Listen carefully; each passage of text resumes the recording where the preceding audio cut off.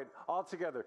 Jesus went through all the towns and villages, teaching in their synagogues, proclaiming the good news of the kingdom, and healing every disease and sickness.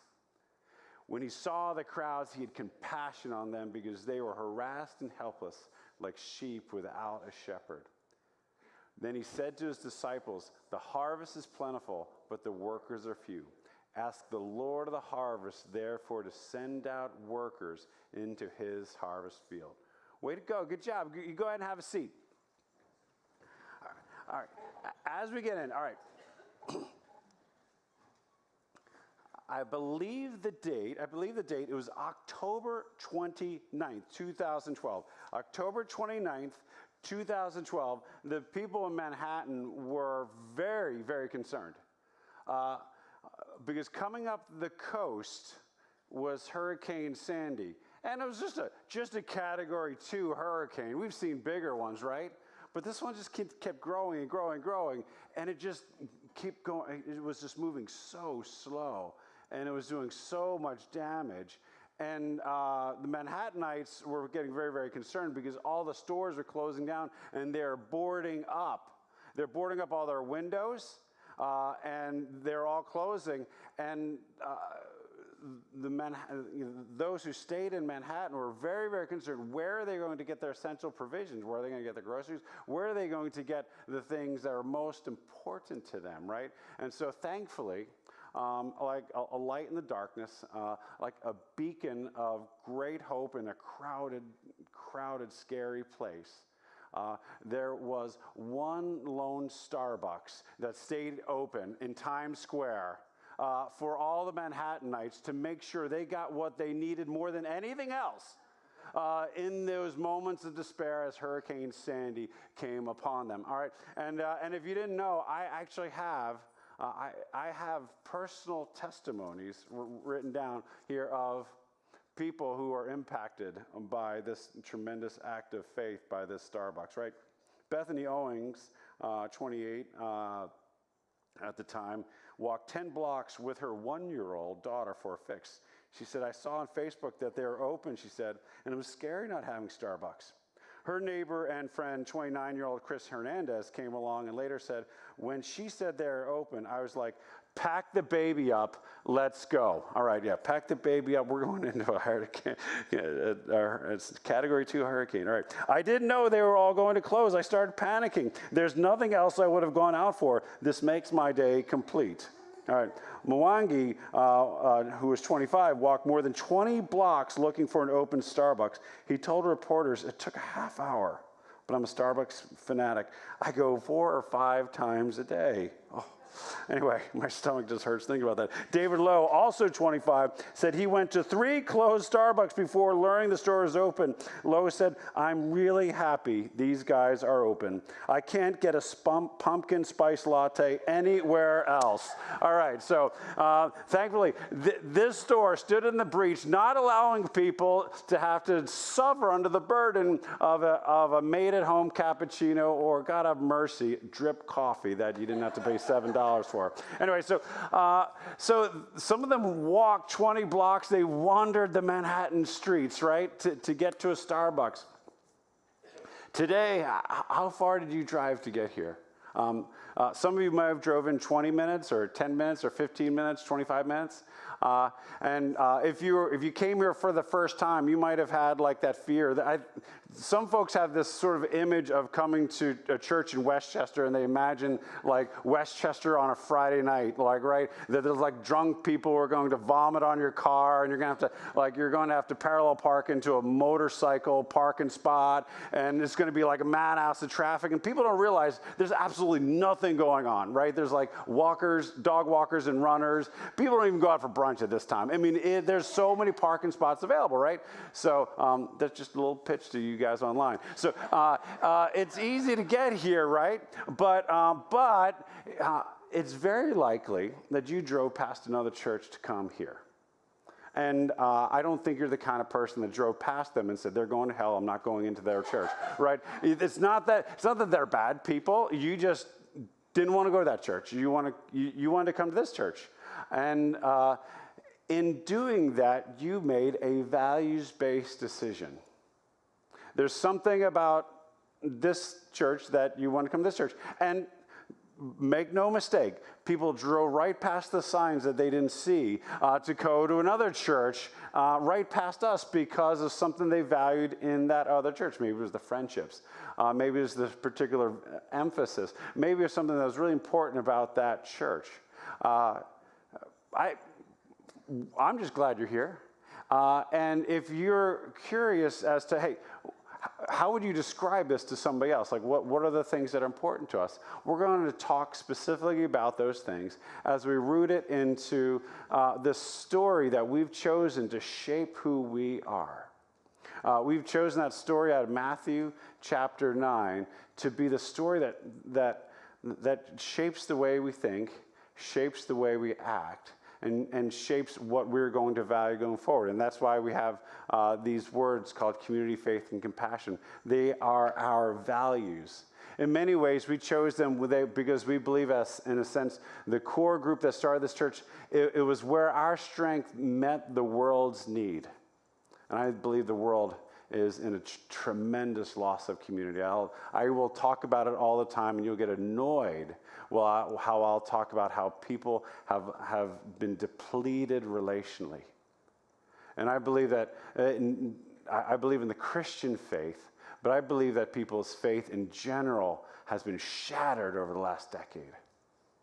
And I believe that compassion is one of the rarest commodities, and a genuine Christ follower, well, we should shine with that. And what would it look like for a church to shine with those qualities? So today we're going to talk about faith. Next week we'll talk about community, and then we're going to talk about compassion. But we want to root ourselves into these specific things. And we've chosen the name of our series with the first two words of the passage. It said Jesus went through all the towns and villages. Jesus went. I know the first scripture verse you might have ever memorized was Jesus wept. And so we figured, well, if we just change one of those letters, we can get a good start into the passage. And our heart in doing that is we believe in, and the scriptures teach that each and every person in this room and each person in the world has been made specifically by God, that God thought about you, God considered you, God considered the time and place that he was going to insert you into this world. And the scriptures that he said he created you with good works in mind for you. You have a very, very specific purpose. And when you read the New Testament, to understand the New Testament, you need to understand it as a journal of missionaries. People who are journeying through the New Testament world, trying to understand who Jesus was and apply it to their lives as they were on mission for him, sent and scattered and placed all the way throughout the Roman world to eventually transform it and all Western society and now the entire world with this very message. And if we don't understand our lives in the context of mission, we won't understand our purpose. If we won't understand our purpose, we will struggle with meaningless and we'll struggle with distraction. Jesus went, and well, now we are sent. So let's just start with the simple question. If Jesus went, why? And why did he come? The gospel writer John will say it in another occasion. Well, John or Jesus himself will say, as recorded by John in another place, he said, I have come so that you might have life and life to the full. Okay?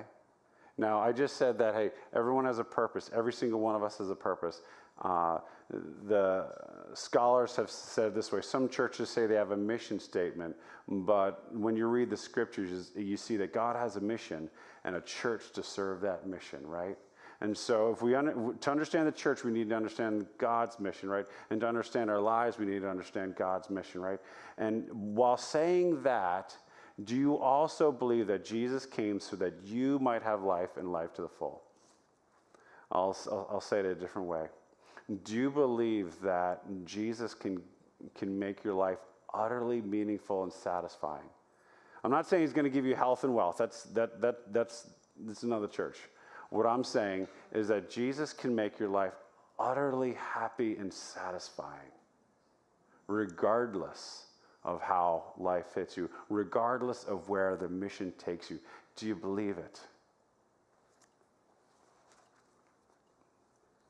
He says that I've come so that you, each of you, me, may have life and life to the full. Can you believe it?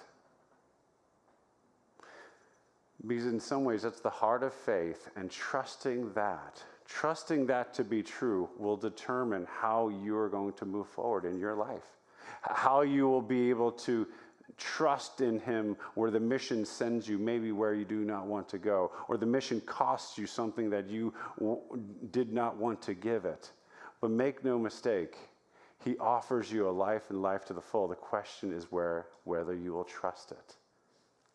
So as we talk about faith today, I want that in the background. Do you want that life? Do you believe in that life? Could that really be true? And I want to sort out the term faith with in three different ways.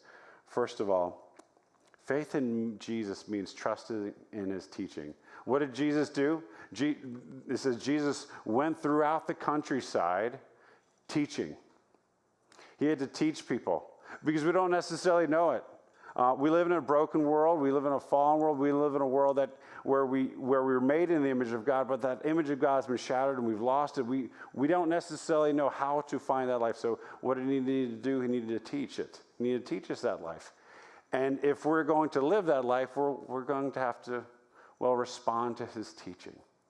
I'm going to take us to another passage where Jesus talked about the dynamics, because there's spiritual, there's emotional, there's sociological dynamics around our ability to hear and respond to his teaching, and then therefore to experience a life that is life to the full. All right, so I'm going to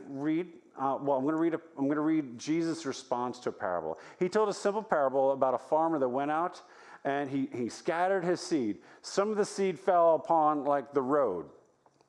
Nothing really grew there.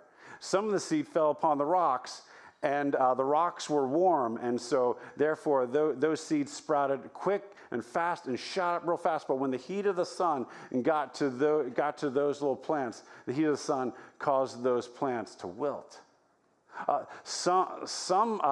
Some seeds fell upon some rich soil, and those plants grew up, and they're growing up strong. But other vines and other weeds that were in that soil grew up and ended up choking the life of that plant. So though the plant was strong, it never bore any fruit.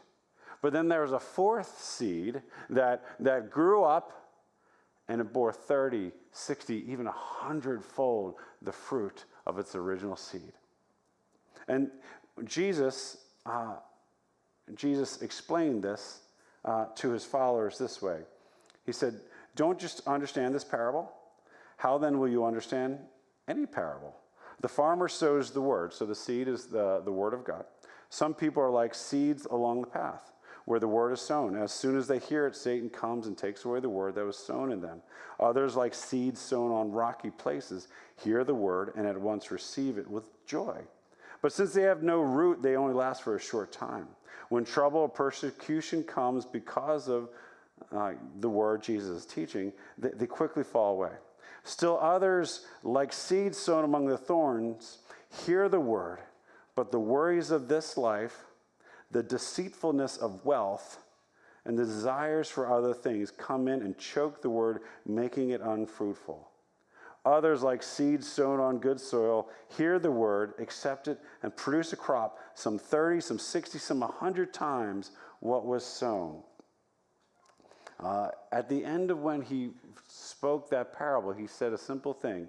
Those who have ears to hear, let them hear. Now, I have classically listened to this passage as, the different soils are different people, and different people are different kinds of, soil.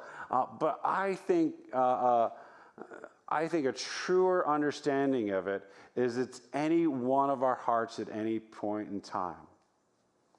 Any single one of us, when it comes to our ability to listen and receive basic instruction from God, can be at any one of those spots, right? And our response can reflect that, right? Because sometimes we're so frustrated and disappointed with life, or so arrogant about what we already know about life, that we're like the road. Jesus has something to say, and the seed just kind of hits it and bounces off of it. I've seen that in my own life. I open up the scriptures and I'm reading it, but I'm like, all right, I can pull out a teaching from this, right? I'm not actually listening to learn, right? I'm like, I could do something with this, or I'm just reading it, and I'm just so overwhelmed. I can't receive it. And that could be true of us, maybe, and that could be true of you. And what I would say, when it comes to this, it really, if your heart is hard and you don't have the ability to hear Jesus teaching to you, the way through that is the humility decision. For me, I need to open the scriptures and say, I need to learn. I need to learn something today. I believe that Jesus can speak to me through these scriptures today, right? Or in this environment, even if I don't like the personality of the person teaching me, they're teaching me the scriptures, I can learn from something. God can teach me anything, anywhere. I need to always be in a growth mentality that I can learn from something, from someone, right? But it's a humility thing, because it's my pride that resists. Or sometimes it's my woundedness, right? Because I'm wounded, right? I'm in a self-protective mode, and I'm like, any authority, no. I'm protecting myself. I've got these personal ideological commitments, and anybody who threatens them, they can be gone. I've committed myself to this. Everything else is out, right? We harden ourselves, and we hold on to this. Why? Because we're wounded, we're disappointed, we're frustrated, whatever that might be, right? That's what happens to the seed on the road. The seed that falls in the rocks, right? That's almost the opposite. That's the person absolutely. What Jesus said, I'm going to do it. I'm going to do it. I'm going to go do it right now. In fact, I'm getting up out of my seat right now. I'm going to go. Why do I wait to the end of the church? I'm going right now. This is the person who's really excited and wants to jump right on it. I remember my friend who came to faith in college. He's like, what am I doing in college? I should be on the mission field right now. There are starving people. And he literally dropped out of school and then told his friends. And we're like, what the heck are you thinking, right? And he needed to go back and make the wisdom decision. Because what happens when you first learn these things, oftentimes we want to go do them, but unless we have the support system for the changes that need to be made, unless we have the support system and a greater understanding around those things, we're going to run off and burn out. I've been around church a long time. Someone comes to faith in Jesus and they sign up for everything. They sign up for everything, and 6 months later they're like, I'm so tired. I don't know if this Jesus thing is real. It's like, no, you're doing too much. You need to slow down. And at that point in time, and this could be any of us at any moment, we're so excited about what God might do, we need to make the wisdom decision. And if you are trying to get a plant growing and you just have a bunch of rocks, one of the things you know is that once the heat of the sun, once the stresses of life, once the difficulties of life start pressing down upon that precious little plant, what's going to happen? It's going to wilt. Why? Because it doesn't have the soil around it. And when it comes to thriving in the Christian life, if you don't have the right soil around you, if you don't have a support system, you're not going to make it. Life's too hard. When we go out into the world, everyone's like, no one's looking to clap for you for following Jesus. Nobody's cheering you on. Make hard decisions and live countercultural. Go and give generously to places like that. Nobody's cheering you on to do those things. The things that are going to grow your faith are going to be done in private, and there's nobody there to cheer you on to do those things, right? That's not what happens naturally. When it comes to thriving in the Christian life, God has one plan when it comes to a support system. It's the body of Christ. It's the church. And the wisdom decision networks ourselves in with friendships, and so that we live like friends on mission. If you're out there on mission all by yourself, it doesn't work. God doesn't have solo practitioners out there. There's no singular people. There's not that person out there just who reads the Bible and just moves on and does it all by themselves. That's just not how it works. God expects us to be soils together, to support one another. And that's the wisdom decision that we make when we realize that we don't have the support system to make the kind of changes we need to make. The third soil is actually really good soil. Your garden might have been like this in like June, and then you went on vacation and you realized something else happened. It was such good soil, everything decided to grow up in it, right? And you might have a garden, and I've done this before where I plant tomatoes and I develop the soil really well. I go away for 10 days, I come back, and then you can't even see the tomatoes. Why? Because everything else has grown up in that, right? And that's where Jesus says, look, here's the deal. There's people who have a pretty good life. They have a lot of support in their life. But what ends up happening is that things are so good for them, they can't bear fruit because they can't make the subtraction decision. It's the deceitfulness of wealth. Because they can have everything. They can throw money at most of the things. They rarely make that hard call. The deceitfulness of wealth and the worry of other things. Their life gets so full with so much goodness that they don't actually bear fruit with where they're called to. And this is where I think this is particularly hard for suburbia, where we need to make the subtraction decisions. What are the things we need to say no to in order to say yes to Jesus? When you look at your garden and it's just filled with all this life, you're not like, that's great. You immediately know that you need to begin pulling the weeds out. You need to start taking away the vines that are choking the plants that you really want growing. There's certain things that God wants to see grow and flourish in your life. But if you just say yes to everything, well, how's anything going to flourish in particular? When you have the right wisdom around you, the right support system around you, it gives you the courage to say no to the things that are good, to choose what's best. And finally, those who've been able to make the subtraction decision will enable that fourth soil to grow and to flourish. And the truth of the matter is, this is the 20-80 principle. These are the folks who are growing and flourishing. When the church doesn't grow by getting a whole bunch of people to get into a room. That's sociology. The church grows and flourishes when people bear fruit in their lives. When people bear fruit in their lives, they live out the mission of God wherever they go.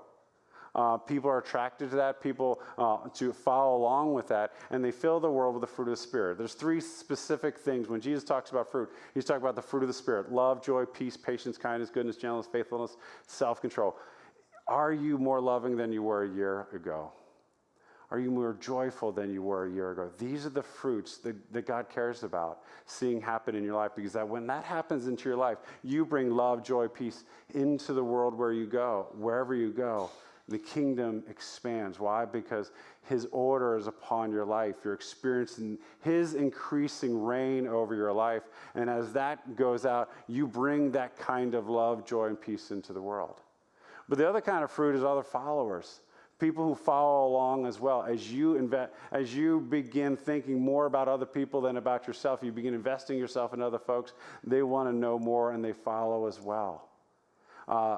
And then there's the fruit of what you do, because whether you're a contractor, whether you're a writer, you're a professor, whether you're a student, all of a sudden now you're not doing things in your own name, you're doing things in Jesus' name. And when you start doing things in Jesus' name, his reign over that thing extends, his kingdom expands, right? So when we think of fruitfulness, we need to think of the fruit of his reign over our hearts and how that changes our character and changes the environment around us. We need to think about the people we influence to extend who he is, but we also think about what we do. When we do things in his name and under his lordship, rightness and justice starts trickling into this world. So as a church, our strategy isn't to get a lot of people into a room. As a church, our strategy is to become a fruitful people, is to support one another and pulling the thorns off, to support one another and to invest ourselves in one another, to be the support system when one of us needs to make that hard change, when somebody needs to stop looking at porn, when somebody needs to start spending their money differently, when somebody's in that relationship, whether it's a marriage or dating relationship, and they're hitting a wall, they don't know what to do. They have people to talk to. And they have the support system to make the turns, to step into the life. Well, that is truly life. So faith means that we can trust his teaching. And we orient our lives to be able to trust the teaching. Why? Because his teaching is going to lead us towards the life that's truly life. Secondly, we'll see in Matthew 9:35 to 38, when his disciples see crowd, Jesus sees a field. When his disciples see crowds and messes and struggles, he sees a field. And you'll see the disciples were regularly bringing Jesus problems. Like, how are we going to feed all these people? Multiple times, they're like, how are we going to feed these people? He's like, all right, I think I got a plan for that. All right, what do you got? You know, and they bring him some loaves and fishes. He feeds everybody, right?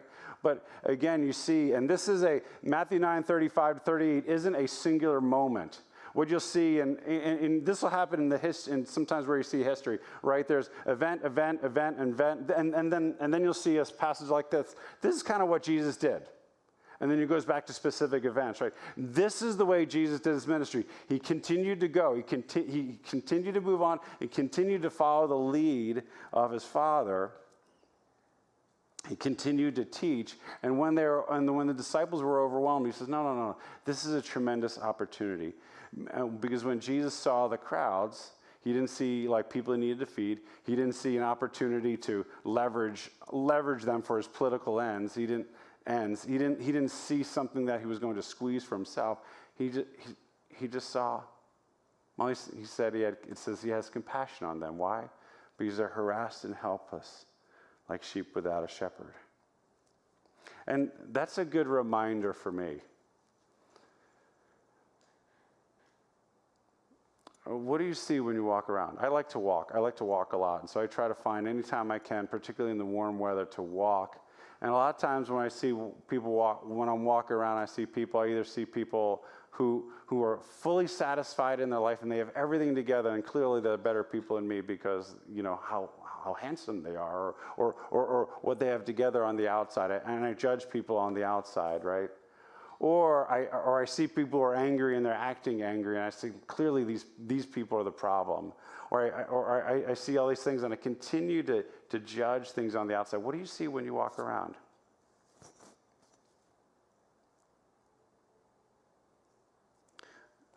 When Jesus saw crowds, he saw people who had no shepherd, who had nobody to care for them. He didn't have anybody to lead them. He has compassion on Americans, of all things. He has compassion on Somalians. He has compassion on our world. He has compassion on your friends. He has compassion on you too. One aspect of following Jesus isn't just walking the streets and say, yeah, these people are harassed and helpless. One aspect of following Jesus is looking at yourself and realizing that, well, I too, If we're going to explain my behavior, we're going to come back to the fact that I'm a person who's harassed and helpless, like a sheep without a shepherd. And faith allows Jesus to be your shepherd, allows Jesus to lead you forward. It allows Jesus to lead you forward in his compassion to heal you, but to be a part of his healing in this world.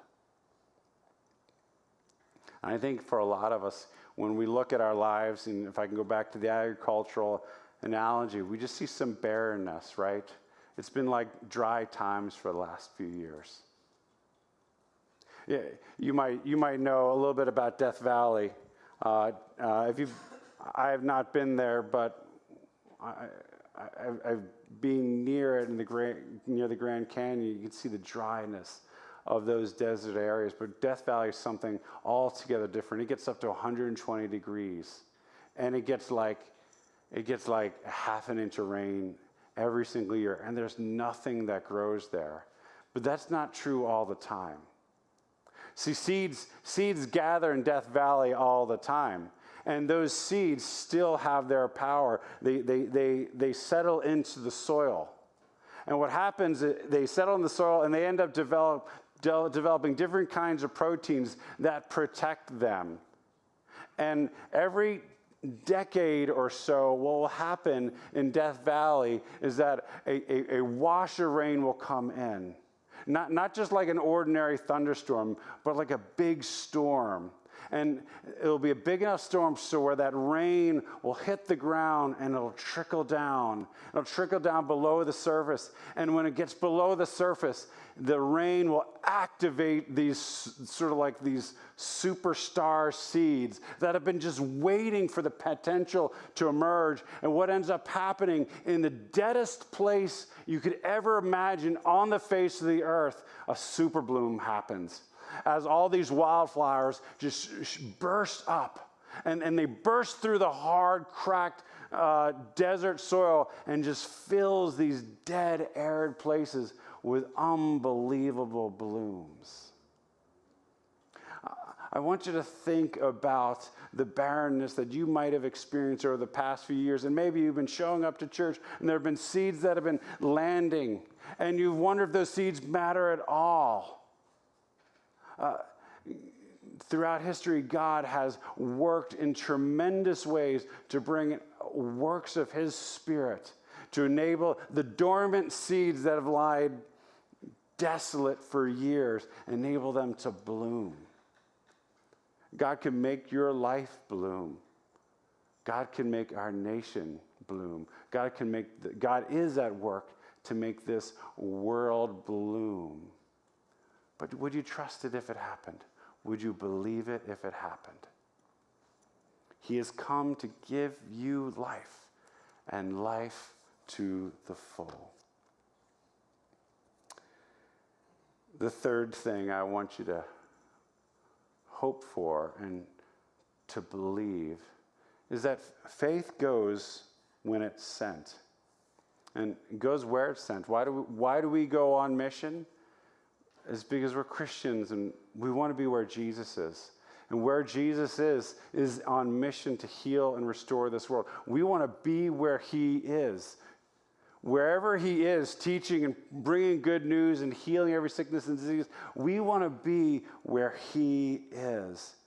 And at the heart of when we started our church, when we looked at Matthew 37 or 38, where it says, ask the Lord of the harvest to send out workers into His harvest field. So we ask that God would send people, but more than anything else, we ask that God would make us those workers who bear fruit for Him. Now, imagine sometime later today you take a Sunday nap or you're doing whatever, or you worked hard and you've been doing something in the yard, you're hanging out on the couch and you get a knock at the door. And there's a couple folks outside, and you go to the door, and they said, "Hey, we've tried to text you, and it's been going to your spam, I guess, or something. And we've tried to email you, and you haven't responded. So here we are. We're from the United States Olympic Committee, and you didn't know this, but we have some research and technology that enables us to examine the DNA structure of every American. And what we've been doing is we've been trying to do what we can to match the DNA with the greatest potential to win gold medals in particular sports. And you have landed as someone that we realize that if you have the DNA and the fundamental ability to win the Olympic gold medal in the marathon. At that point in time, you're like, wiping the snacks and the grease off your face from the wings you were just eating or whatever. You're like, really, me? Yeah, and they're like, we believe you could do that. And so we want to invite you to our Olympic training village so that you can begin training to be the one person who will have the purpose and will fulfill it of winning the Olympic gold medal. Now, what would you expect might happen when you get to the Olympic training village? They might bring you in and be like, all right, first of all, guys, we're going to do a Seinfeld binge. All right, we're going to watch as much Seinfeld as we can because we want to build some teamwork. No, maybe, but probably very likely is that you would be invited into a different sort of way of living. Why? To achieve a purpose and to achieve a mission. Because, why? You're specifically designed to be the person who could achieve that mission. Well, I think you get where I'm going, is that if you have been specifically designed by God, created for him with a purpose, with good works that he already has in mind for you, you have an opportunity to step into that mission. But make no mistake, we train for it. We train for it. None of us are born. We don't just kind of flop around and wait for it.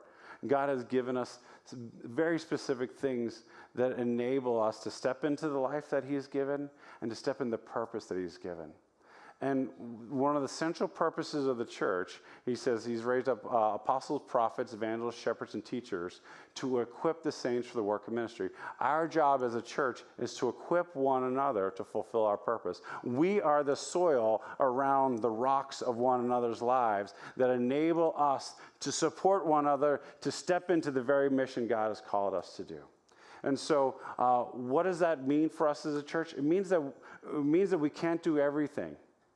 It means that we can't just let anything grow up among us. We have to choose very, very specific things that we are going to do as a church. And so I want to walk you through, if you want to understand why we do and what we specifically do, we do 3 specific things. And it lines up with our values. When it comes to community, faith, compassion, I'm going to start with faith, though. When it comes to faith, we believe that the number one thing that could happen for every single one of us is to gather together in the presence of God every single week to be reconnected to him and be reconnected to his people. And this is the practice the church has done for centuries, that if you are a follower of God, the number one thing, towering above number 2, more important than anything else, is to show up to his meeting. Right? You show up to his meeting. Why? Because we want to connect with who we are. We want to connect with our purpose. We want to connect with what God has called us to do. We want to connect with our teammates and make sure that we are aligned to his purpose, right? I know many of you have international teams and you guys work throughout the world to accomplish certain business ventures. You meet regularly. Why? Because if you don't meet, you end up getting mission drift, right? Or folks start working on the wrong projects, or folks get tired, or people lose commitment, or they begin losing trust in one another, right? And then the very specific calling of your business doesn't get achieved, right? Sports teams come together and get focused in on what they're supposed to do. As a church, we gather to connect ourselves back to God and to recommit ourselves to the very thing he's called us to do. Why? Because we need it. We need it. The thing that he's called us to is hard, and we need grace. And we're broken people, we're a mess, and so we need more grace because of that. That's why we put an enormous effort into making this an experience that reminds us of who God is. The goal of a Sunday service isn't for you to learn from teaching. The goal of a Sunday gathering, I should say, is for you to experience Jesus and to respond to him. The second thing we do, and it lines up with our value of building community, is that we choose to grow through groups. When it comes to the Christian faith, it's not like an app you can download it, or it's not like a skill like in the Matrix you can just sort of download into your system and have. It's a conversation that happens over time. Why? Because your life is always changing. And because your life is always changing, the way you apply your faith and the way you understand your faith is always going to be a different setting. And like I said, there's no solo practitioners out there. Nobody does it on your own. We need the support of one another to step into the very thing that God's called us to. And so we find ways to make sure that everybody has a group of friends that they can be real with, that they can be authentic with, and they can have the conversations that matter about life. And so you may already have 2 or 3 people that you are talking about and who you can call to in the morning, that you can say, this is what happened today, and they will understand what that matters. And we want that for everybody. One of the best ways that we've learned to start that is through groups. And that's why September 18th, we're going to be launching our groups again. We want to make sure that everybody has an opportunity to grow in their faith, in community, and having a conversation about their faith every day. And so we're going. So as a church, we gather for worship. We grow in groups. And the third thing we do is we serve. We serve, and we extend compassion. We serve one another by helping this church be its best. We serve one another as brothers and sisters to make sure everybody has the support they need to make it through life and to meet the challenges we have. But we also serve together. We serve the community. And so as you see the calendar and as you hear the different announcements, one of the things you'll continue to hear is things that are going to be about serving the community. And we're going to invite you in at least once a month to something like that. We're going to have an opportunity to build friendships because we want to be friends on mission. And whatever we do, we're going to continue to line ourselves up with who God has called us to be. But think about what that's like for an Olympic champion. When they show up and they begin being a part of that Olympic team, they begin practicing the same sort of practices they practice. Over time, their competencies grow and change. And they may or may not win the gold medal, but what ends up happening, they end up being able to do more than they ever dreamed of. Why? Because they trusted. They joined in. Jesus says, I've come so that you might have life, and life to the full. Faith trusts that teaching. Faith sees the opportunity, and faith goes when it's sent. Would we be those workers who follow and who go where he sends us? Let's pray. Jesus, we know that you went first. And you didn't just go and do things and teach. You went all the way to the end. You went all the way to your death. And in your resurrection, we know that whatever challenge we face, you can redeem it. Whatever suffering we experience, you can strengthen us for us. Whatever barrenness we see in our lives, we know that you can take it and bear fruit in whatever challenges we experience. So God, as we step into this fall, God, would you make us more and more into who you want us to be as a church? Would you enable each of us to trust and believe the life that is truly life, the life that you give us can be realized in our lives? And we'll look to you for these things in your name.